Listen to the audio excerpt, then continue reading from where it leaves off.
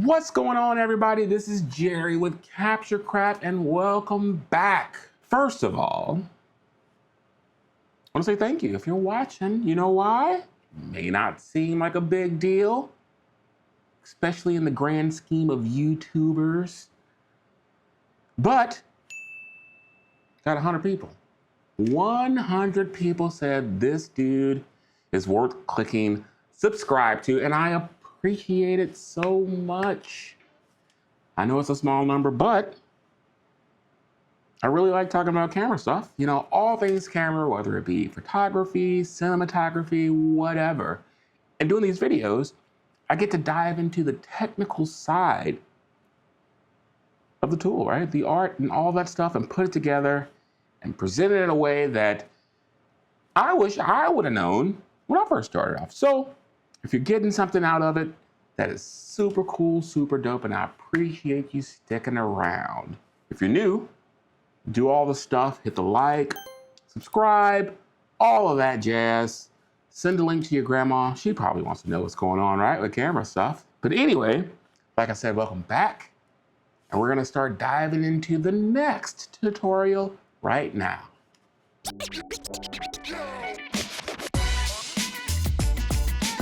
So, we're back, right? It has been a minute. One of my good buddies, Sean, he hates when I say it's been a minute. It's one of his least favorite phrases. I try to stay away from cliches. Well, maybe I do. I think I do. But it's been a minute is definitely one that's in the lexicon of Jerry, right? I say it all the time, and it has been a minute. Why? Because my wife and I, we just got back from a great vacation. Took my very first cruise, and it had a land expedition. I've been on the land before, but in conjunction, we went from Vancouver, BC, all the way up to Fairbanks, Alaska, and Alaska was beautiful. It was life-changing, and it may not look like it right now, but I am a mountain man. I don't know if I could survive in the harshness of Alaska. Well, I mean, Fairbanks or Anchorage, I probably would do fine. It's just a city. But some of the smaller cities that we went to, Ketchikan, Skagway, Juneau, tiny little towns, man, it was great. It was great to get out and see some of the indigenous people that live there, learn about some of their life and history and the history of Alaska. And it's great. It's great, it's great, it's great. So great that I brought along a camera, right? This very camera that I'm recording with right now, I walked around in the coldness, 56 degrees of Alaska while I was there, and I shot a ton of pictures, and I'm gonna show them to you now.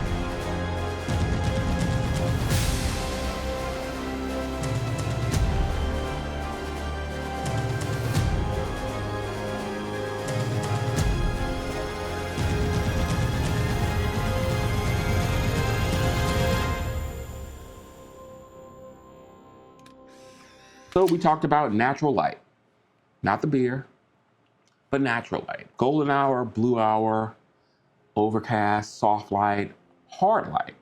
Those are the two we're gonna focus on. So it was a lot of overcast in Alaska, which gave us some nice soft shadows, nice even light coming across everything we were looking at.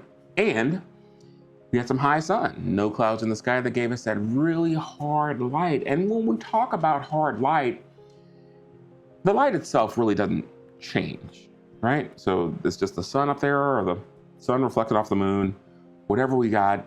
And it's what's between the light source and the subject that changes. So when the light's direct, when we say hard light, that's giving us that really crisp, sharp edge, that hard shadow. And You can see in some of these photos here, we got some really nice soft ones where everything's just blanketed in a really even, smooth light, and the shadow roll off, if there is any, is nice and smooth. And some of the shots are really edgy, punchy. You can see the characteristics of the mountain, some of the texture, all of these cool things. And it's all based upon how the light hits it. Alrighty, let's dive into today's topic. We're gonna be talking about artificial light. So artificial light is pretty much what it sounds like. If the sun outside, if nature produces light, it's called natural light. Anything that man created is called artificial light. And specifically, we're gonna start off with hard light. Hard light is light that doesn't have any filtering between the light source and the subject. I got a hard light set up on me now. It's just a light source off to my left. I have a cone on it. It's coming across me. And you can see that the shadows are a little bit sharper, a little bit edgier. You know, it's a bit contrast from light to dark. Hard light produces sharp, well-defined shadows, real hard shadows. And that's the key thing about hard light. Like the light itself is the light. The source is the source, right? But the characteristics of how it affects us, how it affects the shadows specifically, is whether we deem it to be hard or soft. So, what better way to talk about hard light than to take a trip down to see my mentor? My mentor, Mr. Terry Mad Dog W. He is a master of lighting. I'll put a link to his page. You can check out some of his stuff. And he has been working with lighting on film sets since the dawn of time. Since light was created, he was around. I'm pretty sure after he invented fire, he stuck it in a thing, wrapped something shiny around it, and shined it onto a person. And they're like, oh, that man can really do some things with a light source. And that's why I went down to talk to him.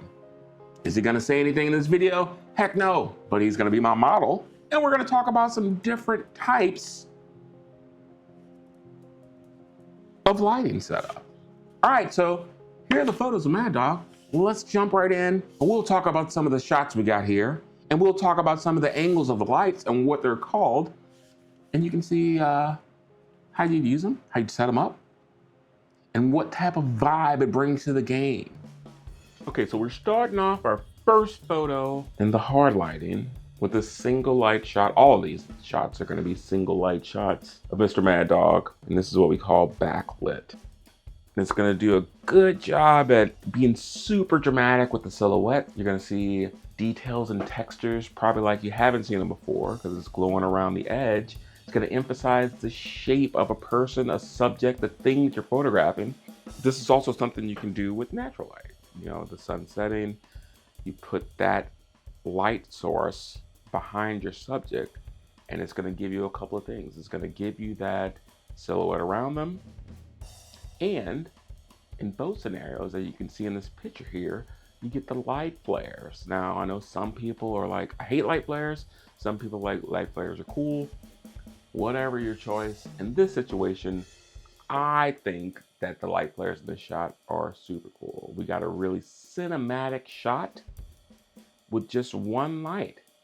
Yeah, you don't need a whole big scenario and production team to get some cool stuff. Just placing it in the right position and using the right camera settings, light settings can produce some really interesting, intriguing photos. Let's move on to the next one. So second in our lineup with Mad Dog is gonna be Rembrandt lighting. You've seen this before. It's a classic setup named after, guess who? The painter Rembrandt, right? So we're looking at it, we're breaking it down, we're seeing the things that happens with this. The distinctive cheek triangle, right? The sharp contrast from light to dark. We have our light source set up to one side of the subject at about a 45-degree angle. It's gonna be intense, moody. It's gonna highlight the facial structure, if I can talk and say that word, of your subject. And it works well with minimal equipment. You don't need a lot of stuff to achieve this. Like I said, all these shots are just one light. And this setup, and you have a dramatic picture right out of the grate. It works good in color. It works good in black and white. So, yeah. Let's move on to the next one.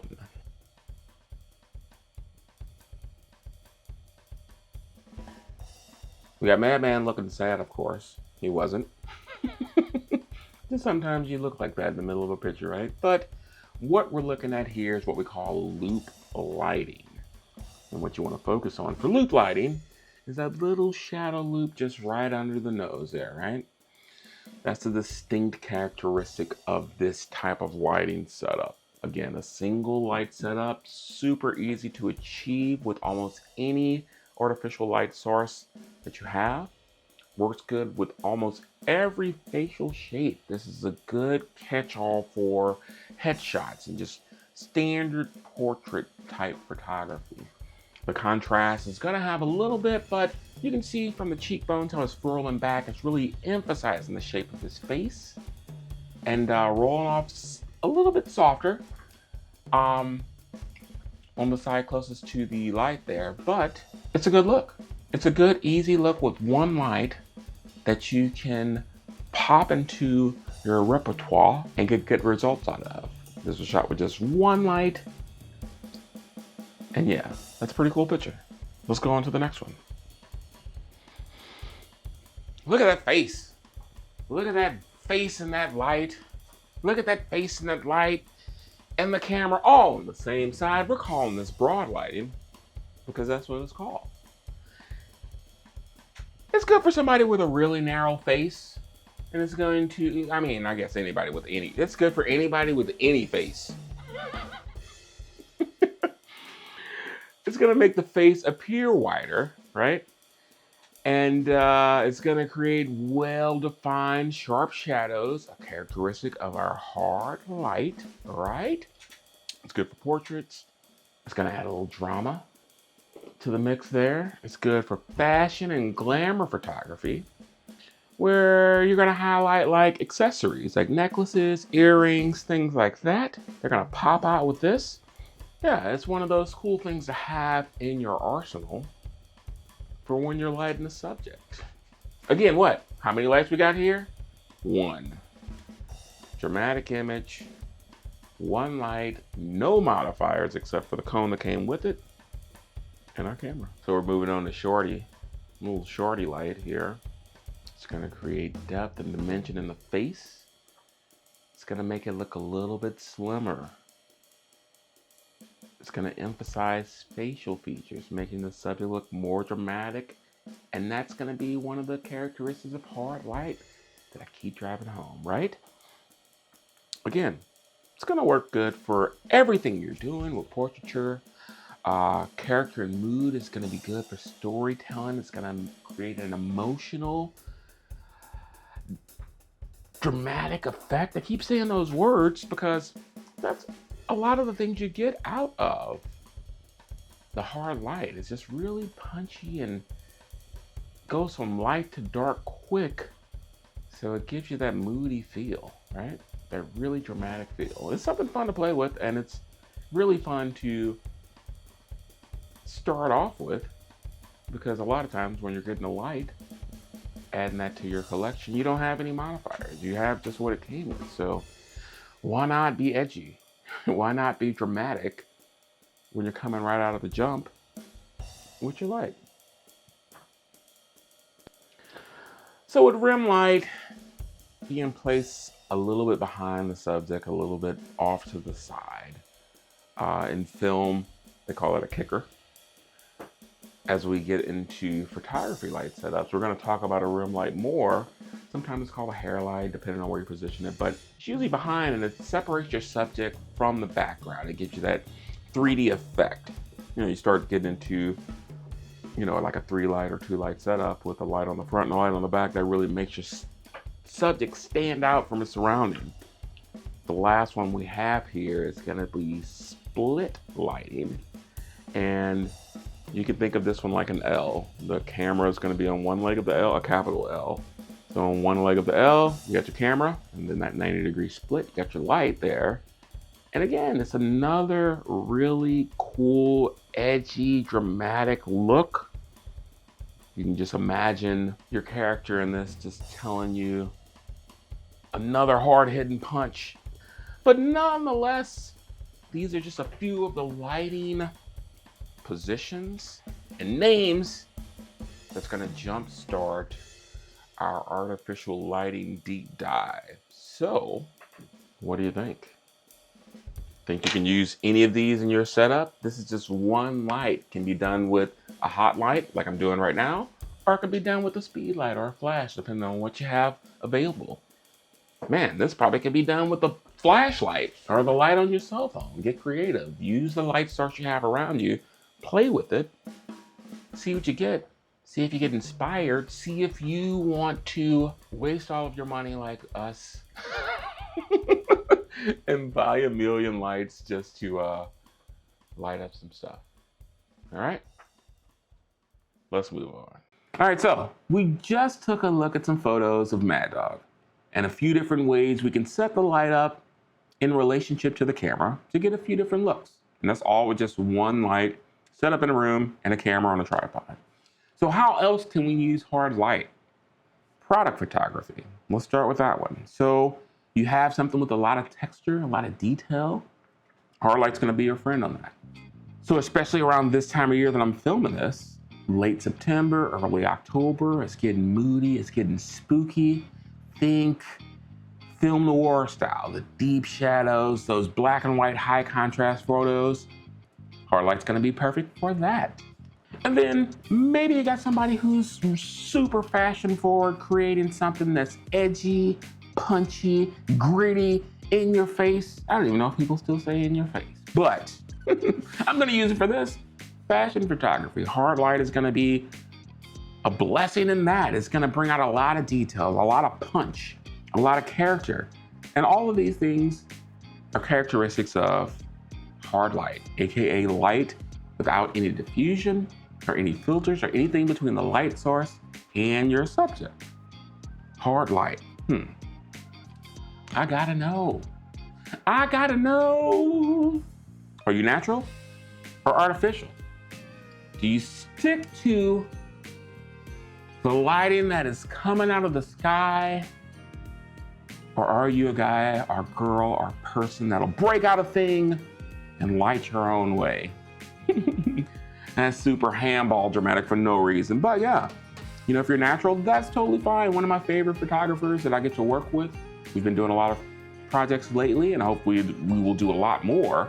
They're a fan of natural light, and they shoot a lot of great images with that. All their stuff's really pretty, super crispy, rich in color, beautiful, and dare I say, some of the best stuff I've seen. Now, the same person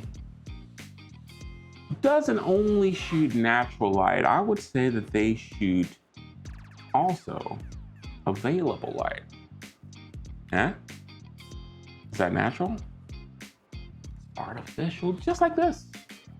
And for me, and maybe some of us, what attracted us to artificial lights and light sources and doing things with lighting and lighting design is that we were out, we're sitting somewhere, and we see the available light in a room, in a cafe, on a plane, on wherever, coming across and hitting our friend or a subject or something like, man, that looks cool. We take a picture of it.